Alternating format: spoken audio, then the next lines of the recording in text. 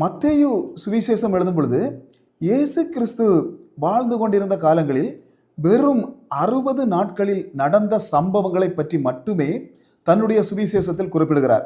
ஆனால் மார்க்கு இயேசு கிறிஸ்து வாழ்ந்த காலங்களில் 30 நாட்களில் நடந்த சம்பவங்களை பற்றி மட்டுமே தன்னுடைய சுவிசேஷத்தில் குறிப்பிடுகிறார். ஆனால் லூக்கா இயேசு கிறிஸ்து வாழ்ந்த நாட்களில் 70 நாட்களில் சம்பவித்த சம்பவங்களை பற்றி தன்னுடைய சுவிசேஷத்தில் கூறுகிறார். அதுபோல யோவான் இயேசு கிறிஸ்து வாழ்ந்த காலங்களில் வெறும் 24 நாட்களில் நடந்த சம்பவங்களை பற்றி மட்டுமே தன்னுடைய சுவிசேஷத்தில் குறிப்பிட்டிருக்கிறார்.